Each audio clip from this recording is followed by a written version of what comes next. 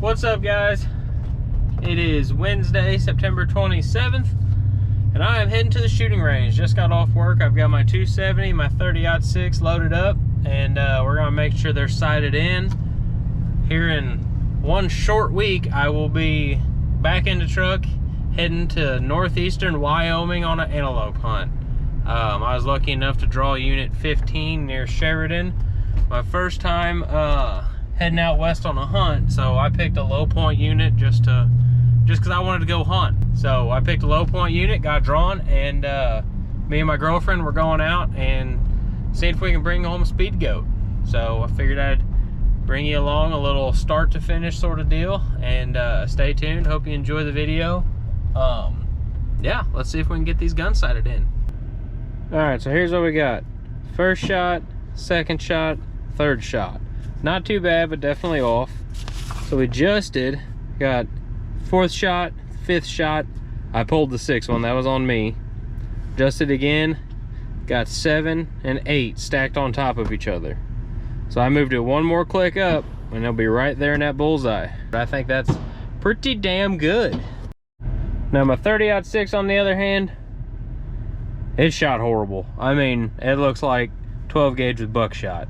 But I dialed it down a little bit more, and I got it shooting a 3-shot group like that, which isn't terrible. It's not good, it's pretty close. I still need to work on it. Brought it a couple more clicks over before I forget. I didn't move it up or down any since we're right there in line, but I did bring it over 2 full inches, so it should be shooting right about here. So need another day, come out, shoot it again. It's my backup gun, so I'm not too crazy concerned on how accurate it is. I want it to be in this red 10 zone though, no matter what. So we'll get it dialed back over and then should be good. What's up, y'all? It is Monday, October, I think 2nd. A few days before the trip, and I came out here to my uncle's. He's got a lot of land and a lot of field ground where I can shoot long distances farther than at the public shooting range here. So came out here today to shoot at 300 yards, and first time ever shooting 300 yards with this gun and doing any sort of like MOA holdover and all of that good jazz. And I will say I am impressed. I had my my iPhone up on that spotting scope of mine so I can record my shots and see them, and once I kind of got figured out what I was doing, I'm pretty impressed with it. So we're driving out through the field now. I'll take you out here, show you my target, and show you what I shot, see what y'all think.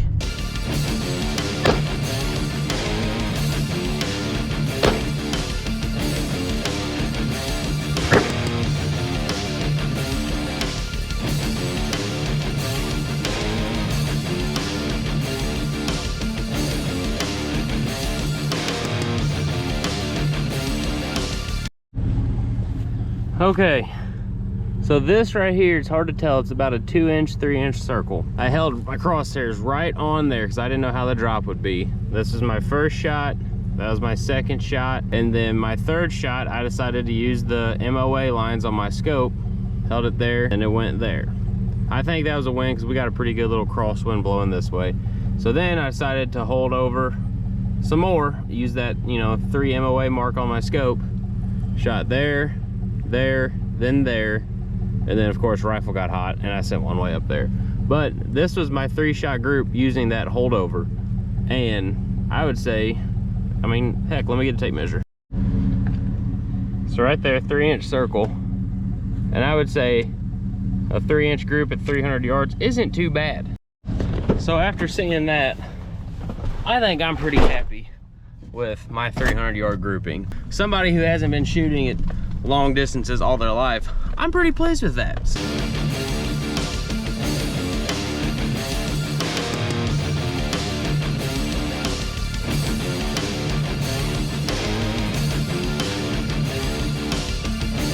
It's October 4th, Wednesday. We're heading out to Wyoming. Got the truck loaded up. She's packed full. I mean, to the gills. But you know what? I've never done this before, so gotta make sure we have everything. So, ready. That's my girlfriend Alexis. I'm Kalen. Let's go shoot a pronghorn.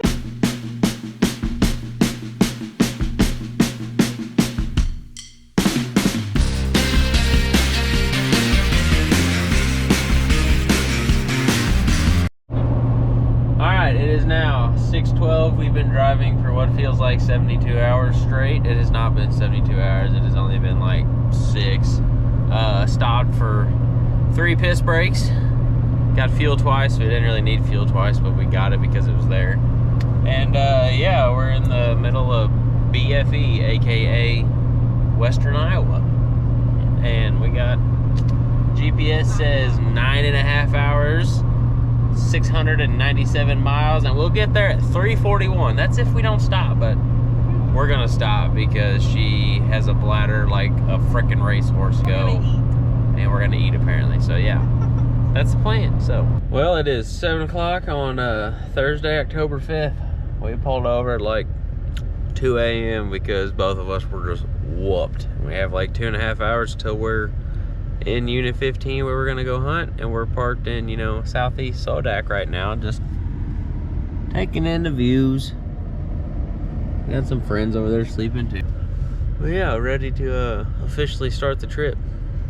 Sleeping in the truck sucks. Alright, so we have made it through Gillette. We are on the final drive. We are 84 miles from Sheridan, which is getting pretty close. And I've probably picked the best little pronghorn hunter I could have, because this old girl over here has been spotting them sons of bitches out here in the field like nothing. I mean, she's probably found more than me, but you know, I'm driving, so that's my excuse. I've got to pay attention to the road, not look for pronghorn or vlog. But yeah, we're getting pretty close. I don't know what to say. I don't know. What do you think about Wyoming? It's pretty. I like the hills. We drove all night and we couldn't see shit. And now it's worth it because it's really pretty. Well, there you go. You heard it first. We drove all night, couldn't see shit because South Dakota is dark, like dark at night. But now you can see a lot of stuff, and it's really pretty. The hills are like a fat guy's belly. I mean, just endless rolls. But yeah, so stay tuned. All right, ready to go. We've got first hunt of the trip starting out, and good news, there's already one truck here. So hopefully he has spooked all of them closer to the truck, so then we don't have to walk as far. But yeah, we're ready to go. Let's do this. We just got set up at our first little glassing point by this boulder, and sitting over here looking over some pretty beautiful country. Sure enough, it's right over there in that little saddle. They're in a group of pronghorn. I don't know how well you can see on the phone. There's a buck and 3 does way over there on a private. I think we'll probably just sit here and watch them for a little bit longer, see what happens, see which direction they move, because we got quite a bit of land we're looking at.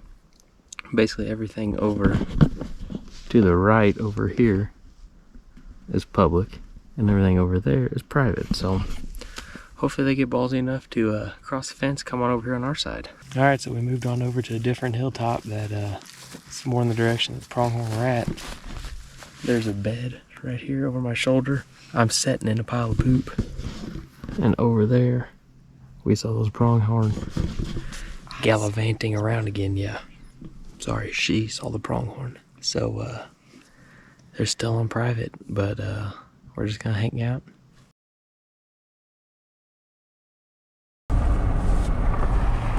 Y'all know where the pronghorn are? No? Okay. What's up, cows? Hello. Hard to tell, but right there's a group of about 20 pronghorn. A long ways out. On private.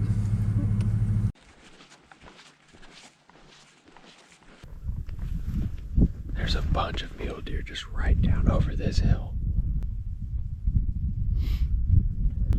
When we were driving around, we saw a herd of like 20 antelope about 2 ridges over that were working this way, so we snuck around in the truck, hopefully cut them off.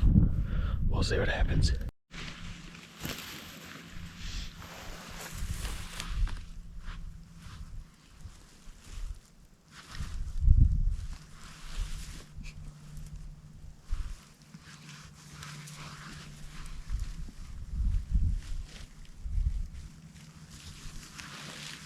Somebody please send us some pronghorn, because Unit 15 is a little bit slim. So bring them here, because we could use them. It's only day 1, so our patience is still pretty high, but also pretty low. So, yeah. Bring me some pronghorn. So it's about 11 o'clock on day 2. We camped last night on a spot, but there wasn't very many other people around. There's one hunter like a mile or so away. And about 2 miles away behind us, we saw a herd of like 20 or so pronghorn on private, and they were working their way towards public. So we got out here early this morning, set up and watched where they were coming, and hopefully they'd make it over here, but they did not. We saw probably 6 or 7 mule deer, an old man on a 4-wheeler, and 2 old men way over there just skylighting themselves on top of the ridge. But so yeah, we're gonna pack up, head back towards the truck. We got about 1.5 miles or so. See what happens. I don't know, we'll see if we can find some pronghorn. One spot that we were at yesterday morning that we saw some, we might head back there, or we might just go to a different spot on the whole entire unit. I don't know. What do you think? Not ready for the walk. The walk's gonna suck, but let's do it. One thing that surprises me about Wyoming is when you walk up on a gate like this, you think that it's private, but no, it's still public.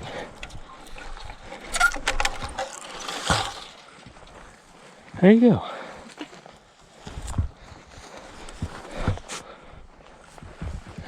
Always makes you wonder a little bit if you're actually on private or on public. Get in there. Goddamn. Yeah, come grab this thing. Here, just hold that. I'll push. Okay. What in the hell? Where it went? Some bitch. Make these gates where cows can't get through it. Caitlin has a hard time getting through it too. So, yeah. Back to the truck. Way over there. But little did we know we were going to hit a roadblock. We have a herd of cows blocking the road.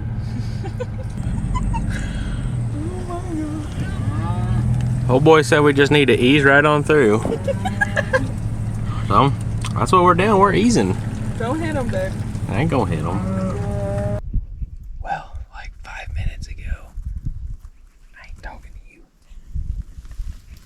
Like 5 minutes ago, we just pulled up to this piece of public land and parked the truck, looked out across the road, and like 200 yards off the road onto a piece of private. It's a pretty nice pronghorn buck. And he was just standing there chilling, watching us all by himself. And it was on private land, couldn't do nothing about it. So we went ahead and hiked up the hill onto this public and got set up watching over this valley.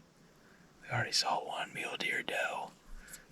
So hopefully they will come in and hang out. So yeah, we'll see what happens. Alright, so it is day 3, last day of the weekend hunt, and slept in the truck last night because it was colder than polar bear puss. Came up here, hiked a couple ridges in, sitting here watching. Same spot as last night. Saw a mule deer doe and 2 fawns, same 2 as last night, and some birds, and that's it. This is a pronghorn hunt without any pronghorn, but we got one other hunter in here, and he's way over on that side of the ridge, which isn't bad. A long ways from us. He might spook stuff and come over our direction.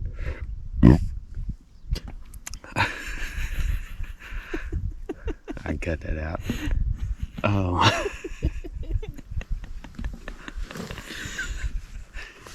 Anyways, we've got one other spot that we're going to check out today, and if there's no pronghorn there, then that wraps up the 2023 Wyoming pronghorn season.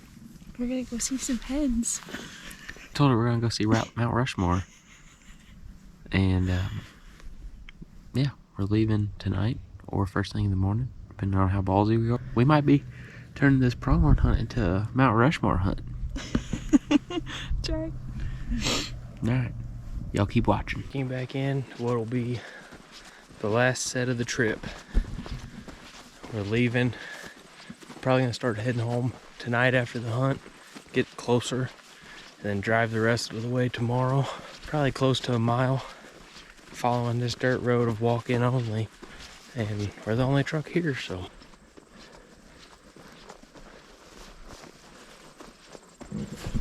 I think it could hold a pronghorn or two, so. I don't know, we'll see what happens. Wish us luck. Well, that is it for the 2023 pronghorn season. We are eating tag soup this year. Never saw a single pronghorn on public land, all of them on private. So, yeah, I guess time to try again next year in a different state / unit. Something, I don't know. But unit 15 was not the move this year. Learned some lessons. Kind of had some good times, I guess. Embrace the suck. That's what we did. So, thank you all for watching. We're heading back to the truck.